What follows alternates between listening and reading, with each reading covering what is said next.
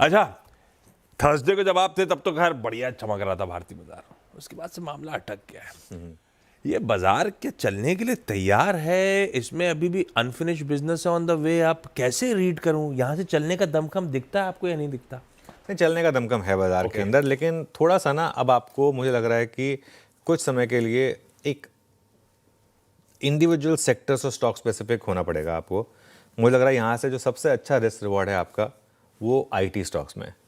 Nifty IT इस साल करीब करीब 15% नीचे है, लेकिन वो एक आपको एक चीज़ दिखा रहा है। एक बार निफ्टी आईटी का दिस ईयर देकर आइए, ये देखिए जो पहले बुरी तरीके से गिरा था मार्च के करीब, मार्च अप्रैल में जो बुरी तरीके से गिरा था, वो जो क्वार्टरली नंबर्स के बाद जो सबसे ख़राब आए थे उसके बाद से उन लेवल्स को निफ्टी आईटी ने नहीं तोड़ा है। 2 बार उनको टेस्ट किया लेकिन उनको नहीं तोड़ा, और अब ऑन द वे अप है और बार बार 200 डे मूविंग एवरेज के आसपास आकर सेटल हो रहा है और उसके ऊपर टिक रहा है 200 डे मूविंग एवरेज के ऊपर।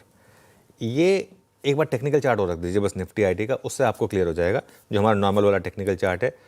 तो एक सेंस बन रही है मेरी यहाँ पर, और अगर खासतौर से काफ़ी लोग वो जो एआई रिवर्सल की ट्रेड की बात कर रहे हैं, अगर वो वाकई में प्ले आउट होता है और अगर पैसा वापस ट्रेडिशनल आईटी कंपनीज में आता है जहाँ पर वैल्यूएशन कंफर्ट है, मुझे लग रहा है यहाँ से लार्ज कैप आईटी में वैल्यूएशन कंफर्ट बहुत ज़्यादा है।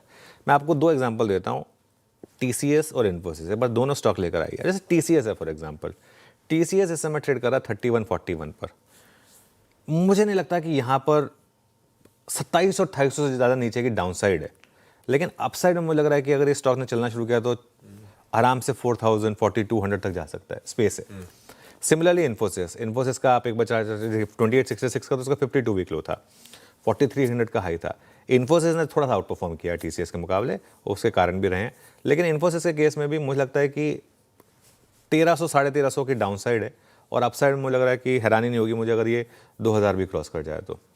मैं गलत हो सकता हूँ, लेकिन मेरा पॉइंट ऑफ व्यू ये है कि जैसे इन्फोसिस है और टीसीएस है, इन लेवल्स पर आपको एक अच्छा रिस्क रिवॉर्ड दे रहे हैं। ऐसे अपने फाइनेंशियल एडवाइजर से पूछिएगा ऑब्वियसली, लेकिन लार्ज कैप की वैल्यूएशन काफ़ी कंफर्टेबल हो चुकी है।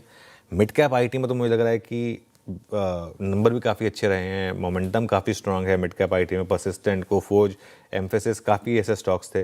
तो अपने पोर्टफोलियो में ना इस समय थोड़ा सा आप आईटी को ओवरवेट बना दीजिए इस समय, ये एक सेंस बन रही है मेरी यहाँ पर।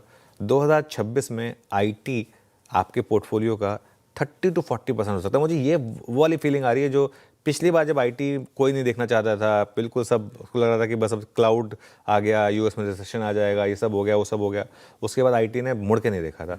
मुझे ऐसा लग रहा है कि आईटी इस समय वहाँ पर प्लेस्ड है। अगेन मैं फिर बोल रहा हूँ, मैं गलत हो सकता हूँ और आपने फाइनेंशियल एडवाइजर जरूर पूछेगा, लेकिन ये मेरा व्यू है कि इस समय आईटी, अगर आपका 1 साल का व्यू है तो 1 से 2 साल का व्यू है तो, और बाकी उसके अलावा डोमेस्टिक कंजम्पशन स्टोरीज जैसे कि हीरो मोटोकॉर्प वगैरह उसमें हम लगातार बात करते हैं।